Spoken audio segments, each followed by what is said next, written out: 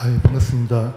방금 소개받은 한국게임산업협회 최승훈 정책국장입니다.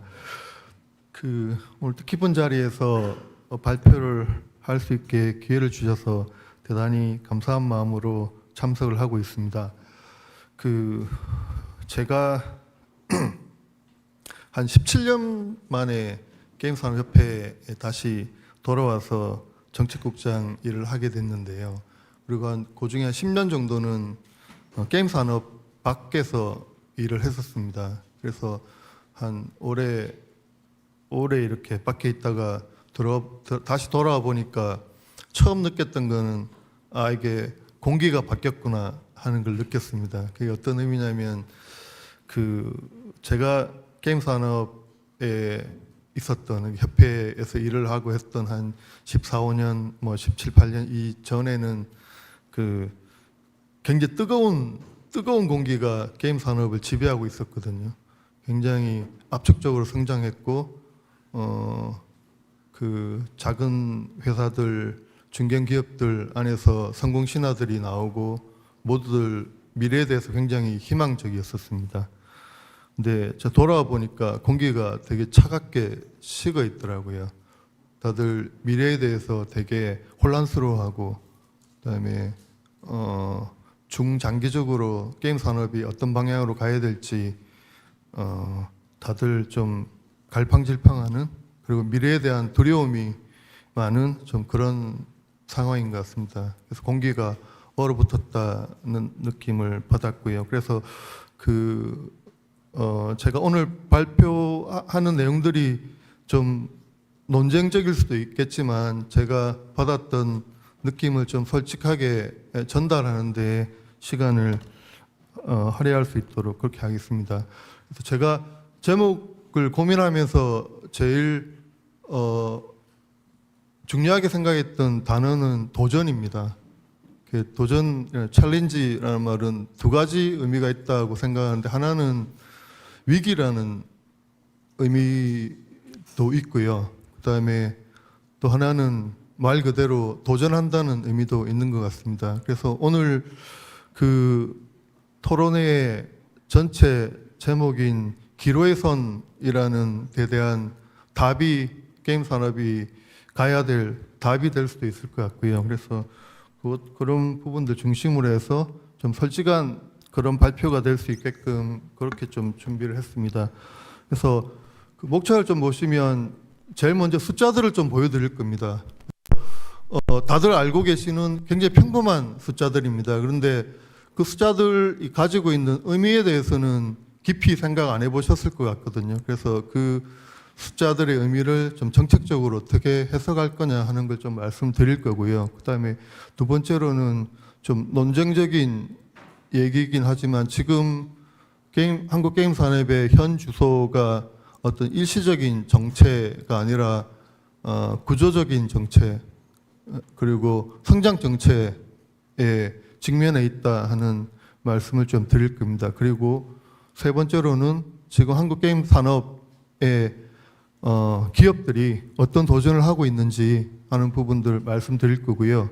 마지막으로 어떤 정책이 필요한가 하는 부분, 여기에 와 계시는 분들이 다 정책을 담당하시거나 정책에 관심이 계시는 그런 분들이기 때문에 그런 순서로 발표를 진행을 하도록 하겠습니다. 순서에 들어가기 전에 좀 먼저 문제의식을 좀 전달해 드리고 싶은 게, 지금 지난 5년 정도 이렇게 돌이켜보면 K컬처의 영광의 역사들이 있습니다. 그러니까 2020년에 기생충이 아카데미에서 작품상을 수상했고요. 그다음에 2022년에는 BTS가 아메리칸 뮤직 어워드에서 수상했습니다. 그리고 2024년에는 박찬욱 감독이 칸느 영화제에서 감독상을 수상했고, 그리고 한강 작가가 노벨 문학상을 수상했습니다. 그리고 올해는 어쩌면 해피엔딩이 토니상을 휩쓸었고요. 그리고 아까 사회자께서 처음에 말씀하셨지만 캐대언이 기적적인 글로벌 히트를 보여주고 있습니다. 제가 드리고 싶은 질문은 뭐냐면 K컬처가 이렇게 융성하고 있는데 왜 K 콘텐츠 산업은 지금 성장을 멈췄냐 하는 데 대한 질문입니다. 그래서 K 콘텐츠에 굉장히 많은 장르들이 있지만 다들 지금 성장 정체를 경험하고 있습니다.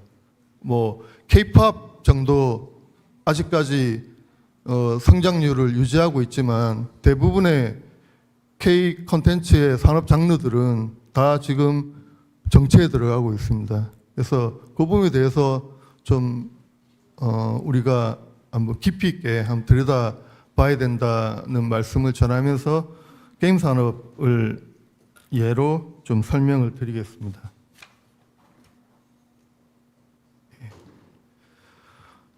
이 숫자는 많이 보셨던 숫자입니다. 3,400만 명. 뭘까요? 예, 한국 게임 산업의 이용자 수입니다. 그리고 한국 게임 산업의 시장의 크기이기도 합니다. 근데 한번 옆에 있는 숫자들하고 비교해 보십시오. 6억 7천만, 2억 1,500만, 그다음에 7,500만. 저 7,500만은 일본 게임 산업의 이용자 수입니다. 그리고 4,400만, 3,900만. 저것은 독일과 프랑스와 영국의 이용자 수입니다. 제가 이걸 보여주면서 말씀드리고 싶은 건 뭐냐면 한국 게임 산업의 시장이 굉장히 작다는 말씀을 드리고 싶은 겁니다. 그러니까 유럽의 세 나라는 거의 하나의 시장하고 동일하거든요. 그렇게 놓고 보면 한국은 경쟁하는 다른 나라의 게임 시장과는 비교가 안 될 정도로 작은 시장을 가지고 있다. 이게 한국 게임 산업이 가지고 있는 가장 큰 한계라고 생각합니다. 뭐 다른 콘텐츠 산업도 마찬가지일 것 같고요. 그다음에 두 번째 숫자는 1334. 이것은 한국의 제작사와 게임 제작사와 배급사의 숫자입니다. 옆에 한번 비교해 보십시오. 7,000 어디겠습니까? 중국입니다. 5,000 미국입니다. 그 밑에 있는 숫자들 한국하고 다 비슷하죠. 아까 한국보다 훨씬 시장이 크다고 얘기했던 그 나라들입니다. 한국 게임 산업은 경쟁 국가들보다 훨씬 작은 시장을 가지고 있지만 거의 대등한 제작사와 배급사를 가지고 있습니다. 그래서 한국 게임 산업이 지금 한국 게임 산업의 정책을 고민할 때 가장 포인트에 둬야 될 점이 이거라고 생각합니다. 여기서 한국 게임 산업의 여러 가지 특성과 한계와 그다음에 어떤 발전의 논리나 이런 것들이 다 기본적으로 나온다고 생각합니다. 그 밑에 있는 51,783 저것은 제작사와 배급사에 근무하는 종사자들의 숫자입니다. 84,970 저것은 게임 관련 사업자들 전체를 비교한 겁니다. 당연히 저 숫자도 게임사 숫자와 비슷하게 한국 게임 산업이 독자적인 제작 기반을 가지고 있다는 것을 보여주는 숫자입니다.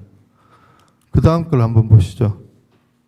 제가 자료를 찾으면서 제일 안타깝게 생각했던 것 중에 하나인데 한국 게임 산업이 1년에 얼마나 많은 게임물을 제작하고 있는지 알 수가 없습니다.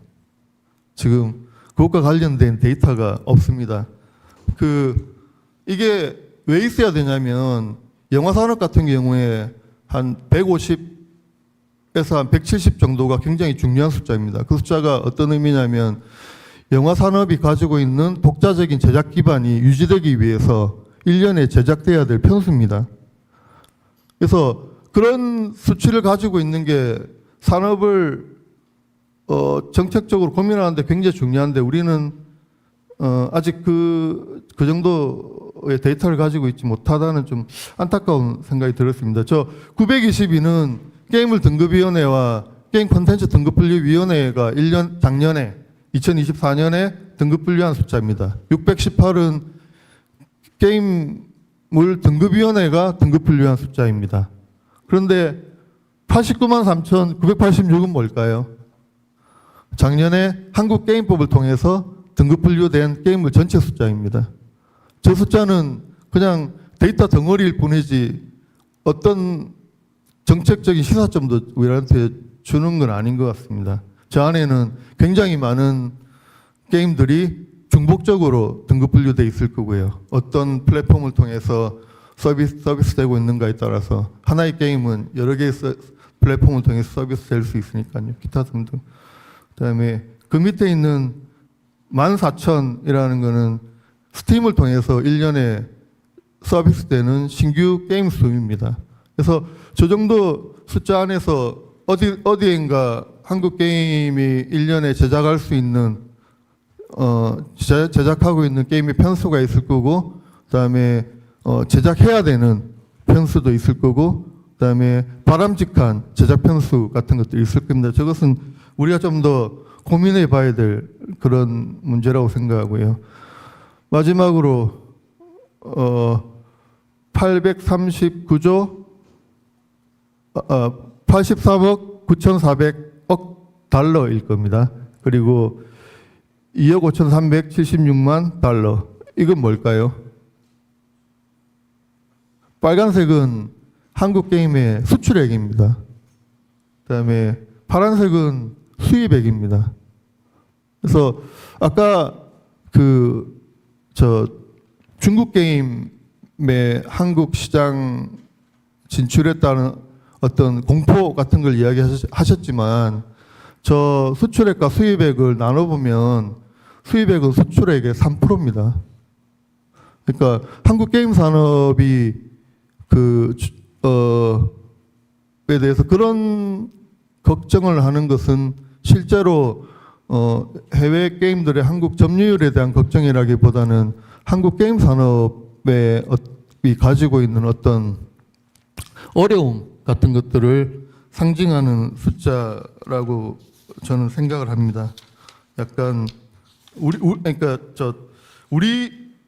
우리를 알려주는 숫자라고 생각합니다.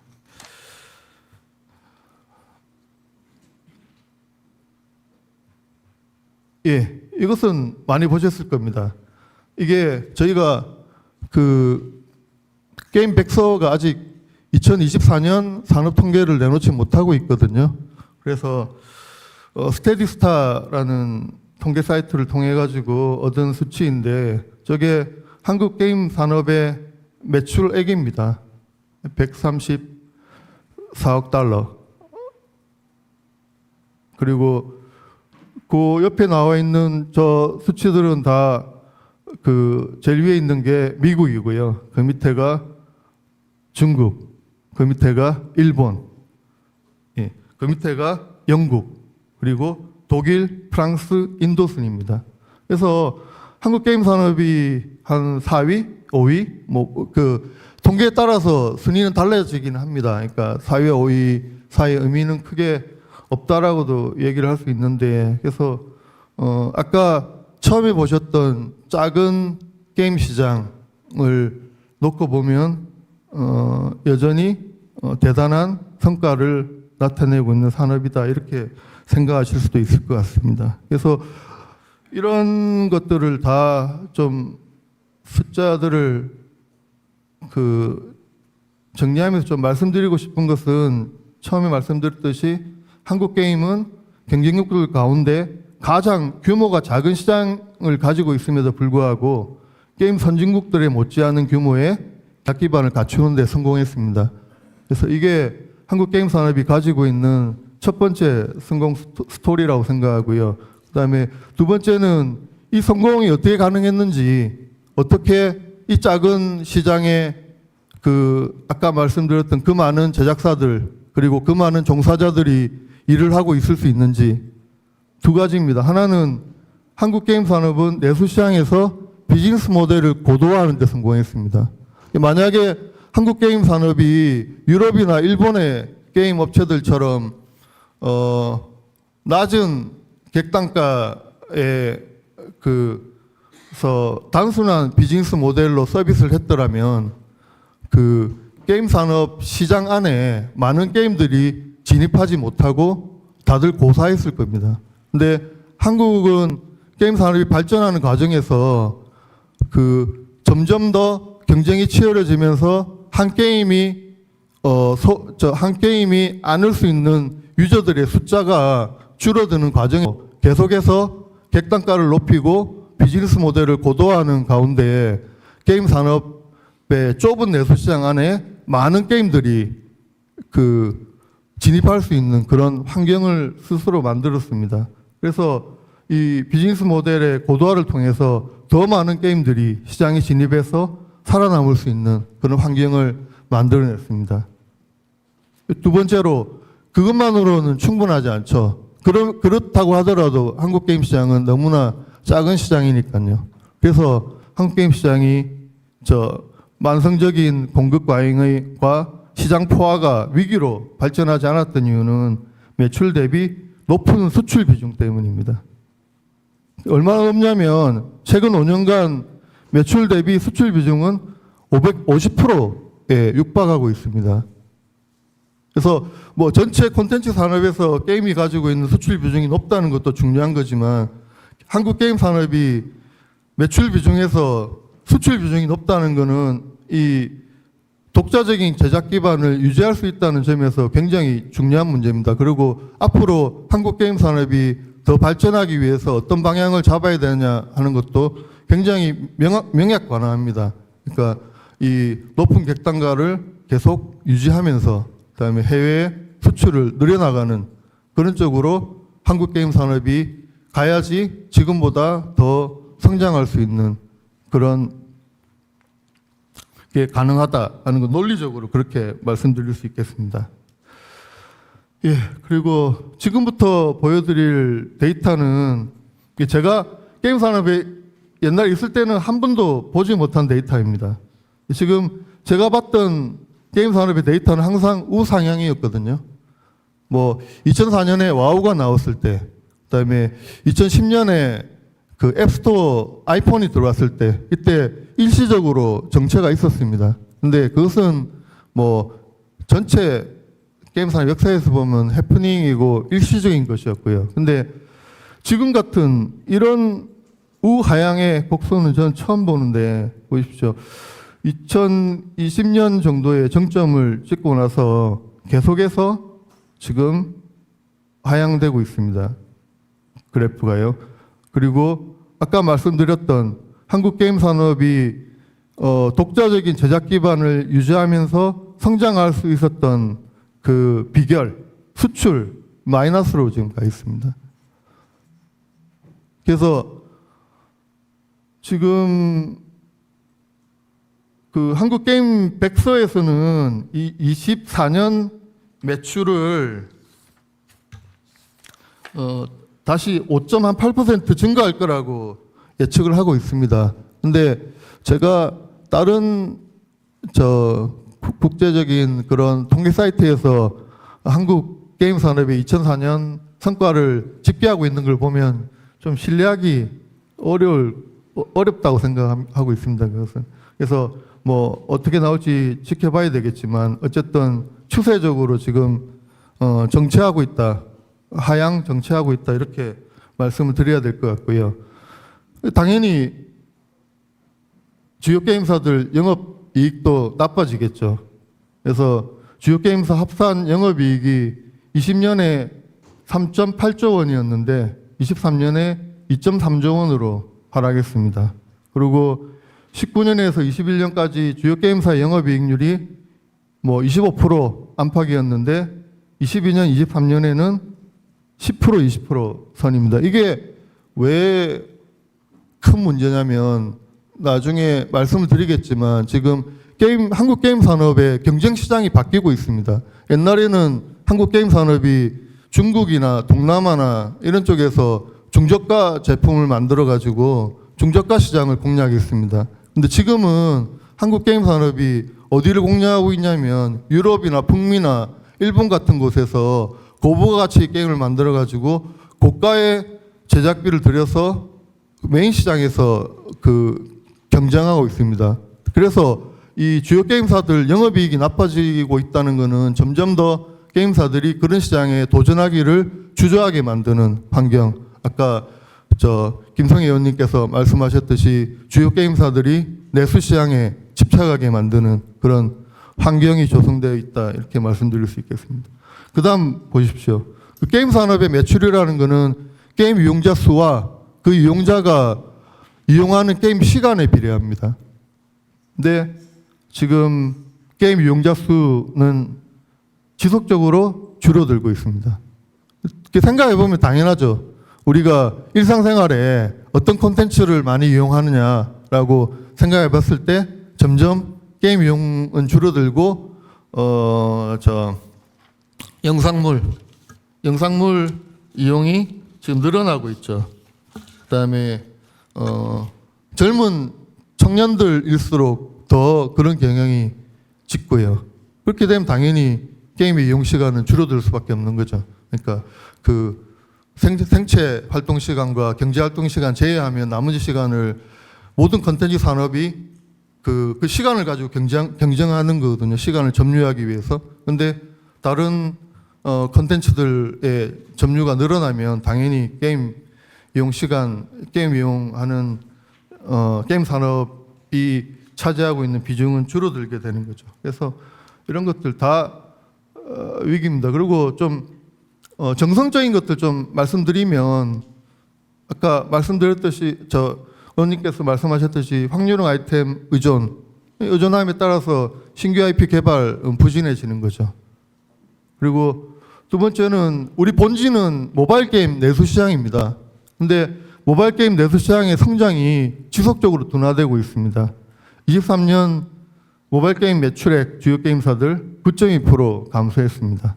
그리고 세 번째로 이거는 여러분들 생각 안 해보셨을 텐데 지금 게임 산업의 핵심 역량이 지금 노령화되고 있습니다. 그 30대 그룹 CEO들 평균이 58.2세인데 12개 주요 게임사 CEO가 52.4세입니다. 거의 차이가 없습니다. 그리고 잘 아시겠지만 게임 산업의 핵심 제작자들도 나이를 먹어가고 노쇠화되고 있습니다. 이러면 무슨 문제가 생기냐면 트렌디한 게임을 만드는데 어려움을 겪게 됩니다. 젊고 유능한 개발자들이 게임 회사로 많이 들어와야지 지금 유행하는 게임들, 앞으로 유행할 게임들을 만들 수 있는 건데 지금 계속해서 핵심 역량은 노쇠화되고 있기 때문에 노쇠화로 인해 가지고 제작비, 인건비 상승 이런 부분도 있겠지만 가장 핵심적인 문제는 트렌디한 게임을 만들기 어려워진다는 거죠, 점점. 그리고 양극화도 심합니다. 그래서 상위 5개 게임사의 전체 매출 비중이 58.6%다 이렇게 나오고 있는데 저 수치가 정확한 수치인지는 모르겠는데 아무튼 저 정도 될 겁니다. 그러니까 우리나라 전체적으로 보면 중소 제작사, 그러니까 중소기업의 매출 비중이 한 45% 정도 되거든요. 45% 정도 되는 거니까 거기에 비해 보면 아주 나쁘다 이렇게 말할 수 있는 수치인지는 모르겠는데 이렇게 일반적으로 봤을 때는 나쁘다 이렇게 말씀드릴 수 있고, 그다음에 아까 말씀드렸듯이 경쟁 시장이 더블 A급, 그러니까 300~400억 정도에서 게임을 만들어서 메인스트림이 아닌 시장에서 승부하던 그런 경쟁 시장이 지금 트리플 A급으로 격상하고 있습니다. 트리플 A급은 보통 1,000억 원 이상 제작비가 들어가는 게임이라고 얘기를 하는데 아까 말씀드렸듯이 그럼 영업이익이 줄어드는 상황에서 실력 있는 개발사들이 저런 트리플 A급 게임에 도전하는 것은 쉽지가 않습니다. 그래서 지금 인건비와 제작비 상승 이런 것들 통해 가지고 지금 제작 경쟁력도 지금 저하되고 있다 이렇게 말씀. 그래서 이걸 어떻게 볼 건가 하는 거는 아직 충분히 이야기되지 않고 있는 것 같습니다. 저는 개인적으로 들어와서 게임산업협회 다시 돌아와서 한 3개월 정도 동안 굉장히 놀랐거든요. 왜 사람들이 상황이 이런데 얘기를 하지 않지? 왜 그런 데 대한 정책적인 그런 토론이나 이런 게 활발하게 일어나지 않고 있는 거지. 그런 좀 생각을 많이 했었습니다. 혹시 지금 그냥 일시적인 현상 정도로 치부하고 있지는 않는 건지 하는 그런 생각입니다. 그래서 산업 내에서 어떤 얘기들이 나오고 있는지 좀 말씀드리면 2023년에 넷마블 권영식 대표 같은 경우에는 글로벌 매출 없이는 생존이 불가능하다. 그러니까 뭐냐면 내수 시장이 이미 포화되어 있어가지고 글로벌 매출 없이는 생존이 불가능하다 보는 거죠. 그리고 NC소프트 박병무 대표 같은 경우에는 지금이 글로벌 시장에서 살아남기 위한 기로다. 오늘 기로에선 한국 게임 산업이라고 말씀하셨잖아요. 그런 인식을 게임 산업의 리더들 그대로 지금 느끼고 있는 겁니다.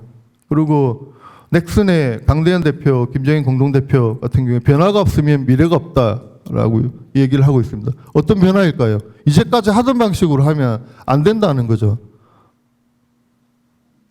플랫폼과 BM 다변화가 필요하다. 글로벌 공략 없이는 지속적인 성장이 어렵다. 다 느끼는 거 다 비슷합니다. 그리고 박용현 넥슨 코리아 개발부서장님께서 최근에 가장 좀 강력한 말씀으로 게임 산업의 위기를 경고하신 분인데 이분은 지금 한국 산업에 기회의 문이 열려 있을 시간이 몇 년 남지 않았다. 여전히 한국 산업이 경쟁력을 가지고 있지만 그 경쟁력을 유지하면서 도전할 수 있는 시간은 얼마 남지 않았다라고 그렇게 얘기를 하고 있습니다. 그만큼 산업에서도 지금 위기에 대한 공감대가 형성돼 있고 강하다. 그래서 게임 산업이 어떤 도전을 하고 있는지에 대해서 좀 말씀을 드리겠습니다. 그래서 첫 번째로 지금 PC나 콘솔 패키지 게임으로 플랫폼을 다각화하고 있습니다. 그래서 AA에서 AAA로 그리고 S급 게임들도 지금 주력 상품군으로 지금 격상하고 있습니다. 그러니까 마치 옛날에 우리나라 백색 가전 제품들이 중저가 제품 만들어 가지고 가격 경쟁력 가지고 싼 시장을 공략하다가 그게 중국이 따라오고 해서 한계에 부딪히니까 이 살아남을 수 있는 방법이 기술 혁신해 가지고 더 높은 시장에 도전하는 것밖에 없었지 않습니까? 그런 것처럼 한국 게임 산업도 지금 사이즈와 역량이 우리보다 훨씬 더 큰 해외 게임사들과 지금 경쟁하고 그다음에 모바일 게임에 대비해 가지고 퀄리티가 훨씬 높고 개발 기간이 훨씬 길고 개발 비용도 많은 그런 시장에 지금 도전을 하고 있습니다. 두 번째로는 장르 편중을 극복해 가지고 캐주얼 게임, 서브컬처 게임, 방치형 RPG 등 장르를 다각화하고 있습니다. 이것은 중소게임사나 인디게임사들이 요즘 어떤 변화를 하고 있는지를 보시면 알 수 있으실 겁니다. 그래서 과거에 우리가 잘했던 장르를 버리고 새로운 장르들, 그다음에 좀 더 캐주얼한 게임들, 그리고 해외 시장을 공략할 수 있는 그런 트렌디한 게임들 이런 쪽으로 지금 장르를 다각화해 나가고 있습니다. 그래서 이제 그리고 생성형 AI를 도입하거나 하는 기술 혁신을 통해 가지고 비용 효율화도 추진하고 있습니다. 그런데 이것들이 다 도전이기도 하지만 위기이기도 합니다. 그래서 아까 말씀드렸듯이 경쟁 시장을 높이는 일들은 그 자체가 큰 리스크고요. 실패할 경우에 회사가 미친할 정도로 타격을 받게 되니까요.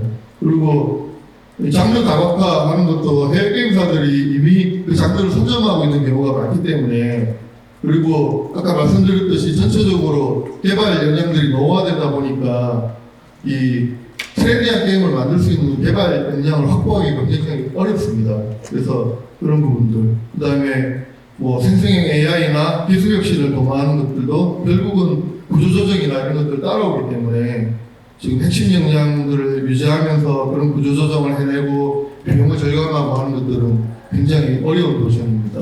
하지만 한국 게임 회사, 게임 기업들이 이렇게 하지 않으면 살아남을 수 없다는 공감대는 아까 제가 앞에서 말씀드린 것 같이 그런 공감대가 폭넓게 있고, 그래서 이러이러한 부분들이 노력하고 있다, 도전하고 있다, 이렇게 좀 이해해 주시면 좋겠습니다.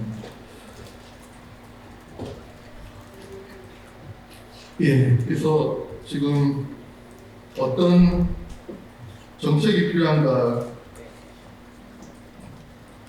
그래서 저는 왜 정책이 필요한가부터 먼저 공감할 필요가 있다고 생각합니다. 게임 산업에 정책이 필요하다, 산업 정책이 필요하다 이렇게 말씀드리면 게임 산업에 무슨 산업 정책이 필요해, 게임 산업은 규제만 안 하면 잘 성장하는데 이렇게 생각하시는 분들이 의외로 많습니다. 하지만 지금 한국 게임 산업이 지금 겪고 있는 문제는 아까 말씀드렸듯이 이런 일시적인 정체나 이런 게 아니고, 지금 과거 한국 제조업이 경험했던 것, 하고 90년대 한국 제조업이 경험했던, 중국은 따라오고 새로운 시장에 도전하기는 어렵고, 그다음에 기술 혁신이나 이런 것도 동시에 이루어내야 되고, 이런 상황에 지금 내몰려 있는 겁니다. 그래서 만약에 90년대 한국 제조업이 그런 상황에 놓여 있을 때, 그게 기업들이 잘하면 되지, 정책이 무슨 필요해, 정책 역량이 그게 왜 필요해, 그때 그렇게 생각하는 사람 한 명도 없었습니다. 정말 그 정부가 사활을 걸고 그런 것들을 지원했었거든요. 게임 산업도 지금 그런 게 필요하다는 말씀을 드리고 싶고요. 그다음에 제가 오늘 얘기는 사실 구체적으로 어떤 정책을 얘기하기보다 컨센서스가 중요하다고 생각했고, 그런 부분들을 좀 중점적으로 말씀드렸습니다. 그래서 개별적인 부분들은 지금 발표 시간이 한정되어 있으니까 나가 있는 그 내용을 보고 이해하시면 될 건데, 그냥 말 그대로 그냥 한국 게임 산업이 좋은 게임을 만들 수 있게 하고, 그다음에 해외에서 경쟁력 있는 그런 산업이 되기 위해서는 뭐가 필요한지 그런 걸 말씀드리는 거고, 이제까지 게임 산업 정책과 관련해서는 잘 얘기 안 되던 것들을 말씀을 드리려고 했다, 이렇게. 그러니까 산업 정책에 대해서 말씀드리려고 했다. 지금 규제가 아니고 진흥이 필요하다는 얘기를 앞에 헤드 카피로 뽑으셨는데, 저는 이제 두 개의 균형이 필요하다 정도로 좀 말씀을 드리고 싶고요. 그다음에 마지막으로 이제 확률 아이템 관련해서 조금 말씀드리고 싶은 것은, 지금 한 2, 3년 정도 사회적 공론화를 통해 가지고 확률형 아이템에 대한 규제가, 지금 패키지 규제가 이제 막 시작되고 있습니다. 그래서 확률 정보 표시 의무제와 그다음에 거기에 맞는 피해구제 절차, 그다음에 증거적 손해배상 같은 것들이 지금 입법이 돼가지고 이미 시행되고 있거나 곧 시행될 예정입니다. 그래서 게임업계가 가지고 있는 생각은 긴 기간 동안 사회적 공론화를 통해서 만들어진 이 패키지 규제가 시장에 안착해가지고 규제의 불확실성이 좀 제거되기를 기대를 하고 있습니다. 그래서 이 규제가 좀 안착되면 게임 회사들이 더 이상 좀 규제에 대한 큰 걱정 없이 좀 아까 말했던 그런 도전에 좀 집중할 수 있었으면 좋겠다 하는 그런 말씀이고요. 그렇게 되기 위해서는 정책을 위반하시거나 정책을 고민하시는 분들이 이 게임 회사의 한국 게임 회사의 BM에 대해서 조금 더 깊이 있게 좀 이해해 주셨으면 좋겠다 하는 그런 측면이 있습니다. 그래서 우선 왜 이런 비즈니스 모델이 나왔느냐, 아까 말씀드렸듯이 작은 시장 규모에도 불구하고 독자적인 제작 기반을 갖춘 시장 환경에서 게임 회사들은 1년에 일정 정도 편수 이상의 게임을 만들어야 됩니다. 게임 제작 기반이라는 거는 만들지 않고 멈추면 그냥 무너지는 거거든요. 그래서 비근한 예가 지금 영화 산업입니다. 영화 산업이 지금 피크